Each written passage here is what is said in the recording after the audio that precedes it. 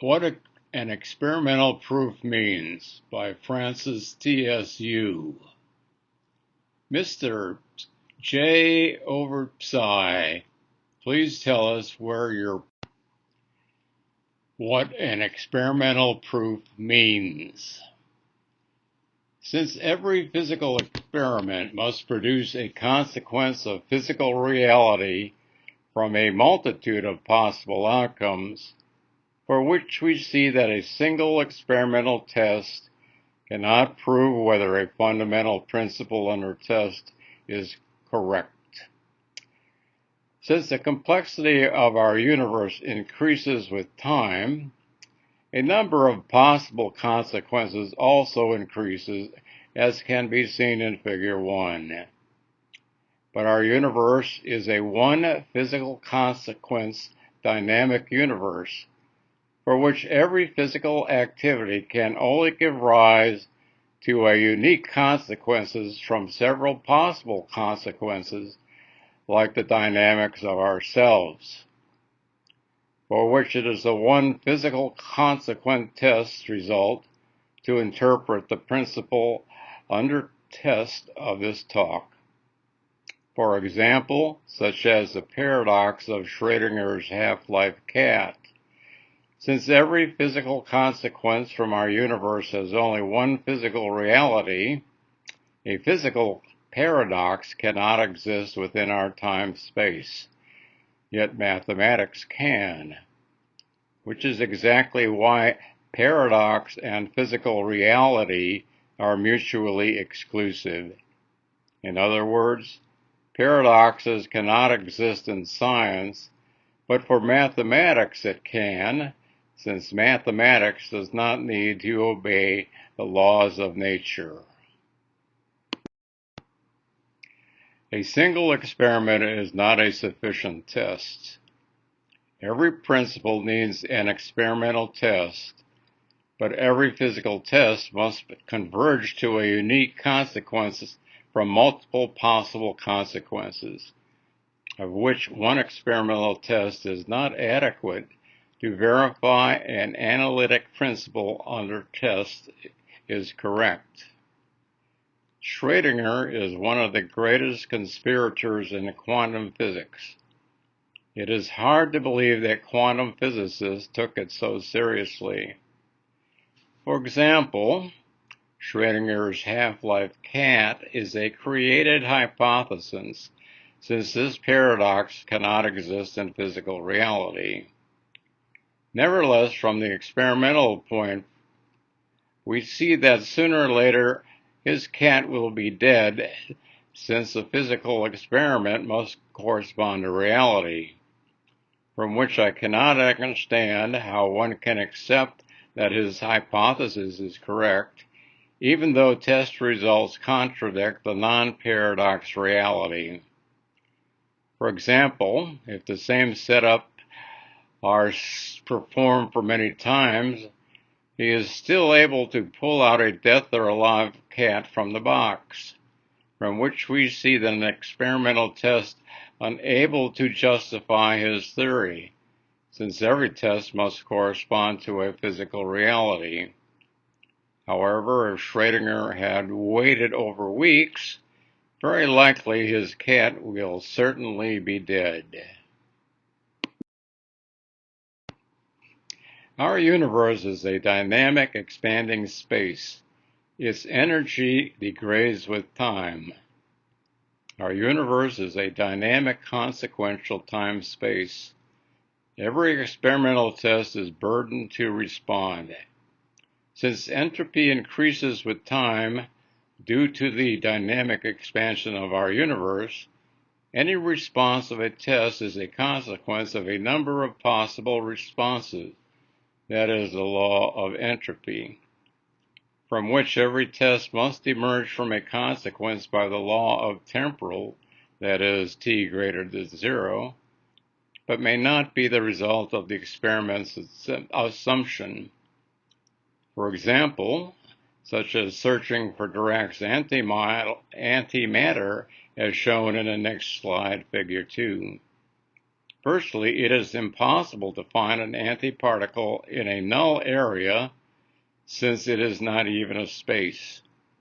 Yet the burden of every test must respond by the law of entropy, since an experimental test is a physical thing that must change with time. Our universe has one and only one consequence. Figure 2 shows our universe is an energy-conserved, dynamic, expanding, isolated subspace where its boundary expands at the speed of light, for which it is impossible to harbor substance in a null region. Notice that any substance within our universe coexists with the same time with our universe. For example, a particle of 14 billion light years ago, if it did not decay, that is, due to increase in entropy, is the same particle at the current moment that had existed 14 billion light years ago. Similarly, currently I am not the same as 50 years ago, since all my physical aspects have changed.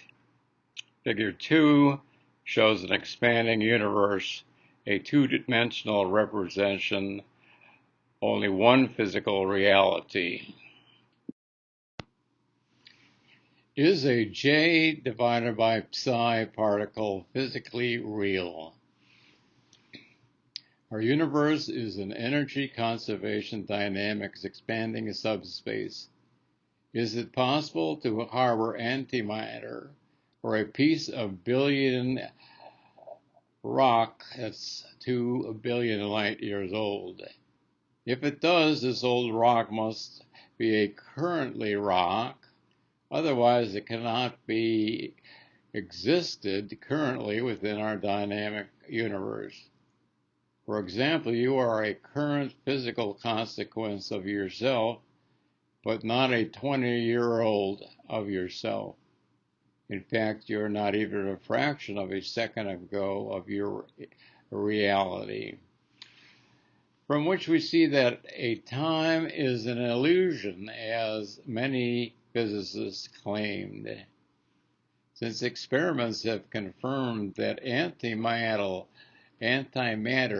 J divided by psi does not exist within our universe, reference 2, but this antimatter is supposed to exist in the past time regime, even though it violates energy conservation laws of our universe.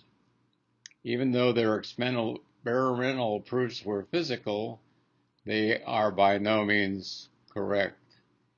And this is just one of many examples shown that experimental proof provides a truth result, since experiments must respond regardless the right or wrong result. The fact that antimatter exists in the past time domain violates the law of energy conservation. Reference to SCC Ting, Discovery Story in Adventure. And weak interactions.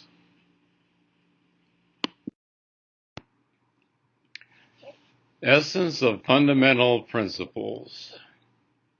Without a set of physically realizable principles as a guide, it is anticipated that experimental physicists would not be able to determine that their test outcome is within the bound of a physically realizable regime or not.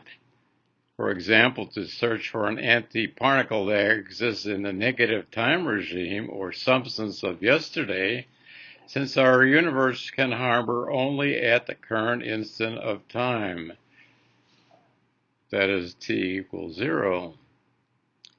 Since the birth of modern physics were mostly created to Einstein's relativity mechanics and Schrödinger's quantum mechanics at the turn of the 20th century, but they were mathematically created that violated all the laws of nature.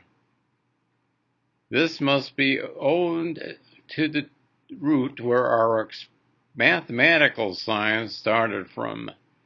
Surprisingly, it was started from an empty subspace where our fundamental laws and principles were developed, from which we see that without a set of reliable laws and principles, it can easily fool us. Without the bound or criteria, many experimental tests were wrong, of which I have presented a couple of examples. Since an experimental setup is a physically substance, every response is a consequence of physical reality, regardless if you want it or not. This is due to increasing entropy, that is, work done, of our universe that cannot be avoided. Nevertheless, if we have a set of viable laws to hold and check on every experimental test, erroneous data can be avoided. For example, how can we accept a yesterday of myself as existing today by viewing my own photo? Conclusion. Since mathematics is virtual and man-made, is not need to obey the laws of nature, that is, temporal t greater than 0, such as the law of energy conservation, law of entropy, and others. Yet mathematics is not science, although science is mathematics. For example, it is not how beautiful a scientific equation is, but it is the physical realizability of the law that counts. For example, please tell me how beautiful Einstein's time dilation equation is as given by equation shown, the function of a delta t divided by 1 minus the quantity v over c squared, the square root of that. But beauty of this equation does not make dreams come true. Even to this day, physicists still cannot believe that Einstein's universe was created. Nevertheless, I have shown experimental proof can easily mislead us from physical reality. For example, such as the discovery of J divided by psi particle and Yang Li's work, which are examples that experimental proof can mislead to the truth of science. Nevertheless, burden of experimental proof cannot offer the truth of physical reality, since a physical response does not tell a correct answer. For example, how can we justify antimatter or a piece of billion light years old matter without any transformation to its current existence? Since science is a mathematical, symbolic language speaking for the truth, but there is a serious problem since we had treated mathematics as a science.